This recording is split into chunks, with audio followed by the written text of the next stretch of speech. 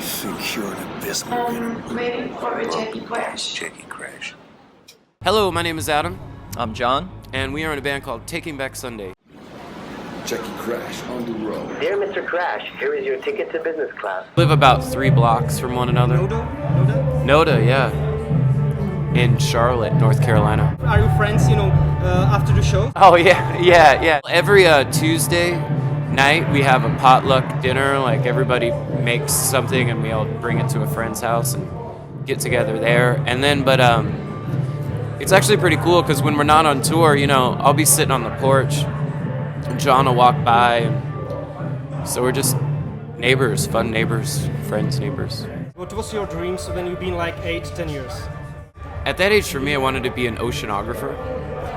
And then I discovered rock and roll music, and I wanted to do that. You, Joe? I wanted to be an archaeologist.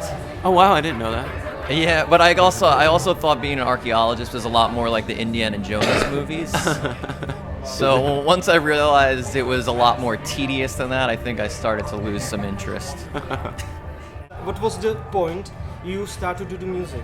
Well, for me, I think it was around the time I was about 14. See, because I was already into, like, Nirvana and stuff like that. But then a buddy of mine gave me a Lifetime record. And after I heard that, that's when I was like, you know what? I want to be in a band. Around 15, I decided I wanted to play the guitar, but I don't really remember why. I think it was something I always was interested in and wanted to do, but I felt like I wouldn't be able to do it for some reason, and then I kind of just decided, well, let me try this. And then the more I learned about it, the more I loved it, and I think it was probably around the same time as with Adam, with Nirvana and all these bands coming out, and especially Nirvana. Once I started to realize I could play some of those songs, then I started to think, well, maybe I could do this too. So I know, guys, you love your families, your children's. Do you want to keep them on tour? For example, like Blink-182? If we could bring our families on tour with us, that would be the best thing ever. Unfortunately, our band isn't that big. Yeah. We try to get our families out as much as possible. We do what we can. Before we had families, I would tell our booking agent, like, look, I don't care if we're home, just keep us on the road, keep us gone. But now it's a completely different thing, because you got the wife and kids, you want to be with them all the time, and it becomes hard missing them. But it's what we signed up for, and hopefully one day, to answer your question, hopefully one day we could afford to bring them with, because that would be a lot of fun. Like when they're joking, they'll be like, "Oh, like you guys are rock stars, right?" It's like, no, we're just lucky guys that get to play music for people. Favorite drink? I'll go with coffee. The past few days, though, I've been drinking so much whiskey. I'm a beer drinker myself, so almost any kind of beer, I will enjoy drinking it. Czech is a great place for beer. I've been there once before. So your favorite food? I love Mexican food. I would think that that's my favorite. I think I'm kind of a sushi guy.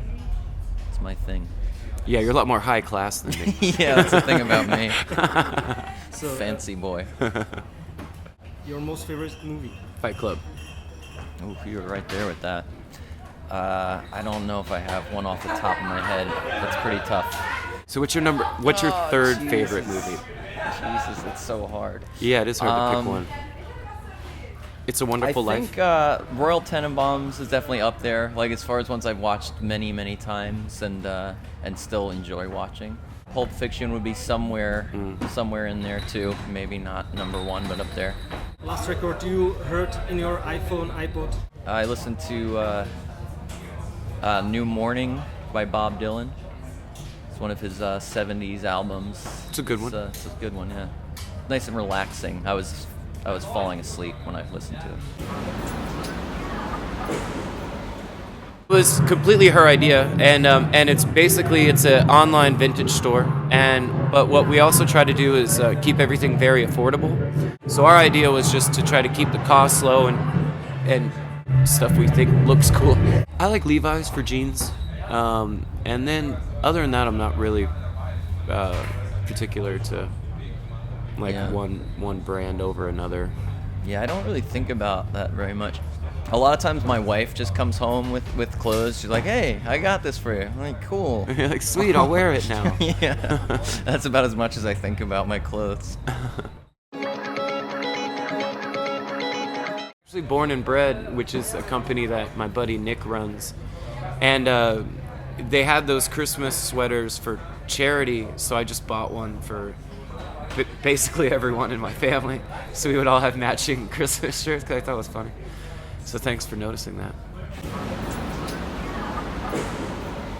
How you works on your music videos? We normally go off the director's idea. We try to team up with someone who we think has a great vision, you know. Now we try to do everything cost effective. The internet and people downloading songs and illegally and stuff like that, like it's made it hard to kind of get those big budgets anymore.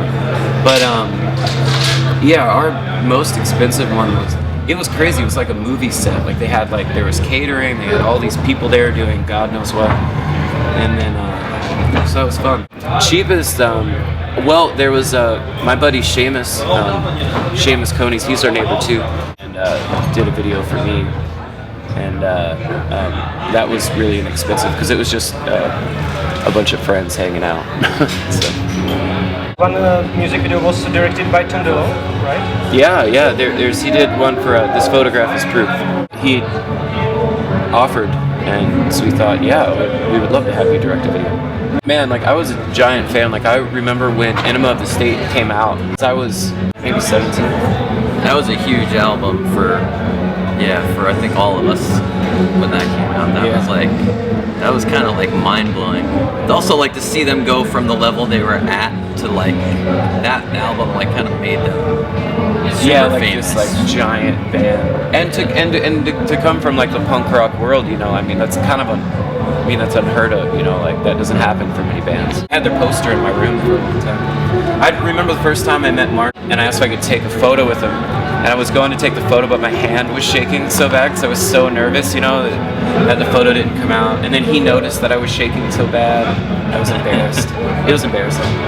That was a long time ago. We were very fortunate because Blink has taken us on a whole lot of tours. Everything that they've done for us has helped our band. We're very grateful for that. Where the hell is Jackie Crash? Wake up, Jackie. Hi, Jackie Crash.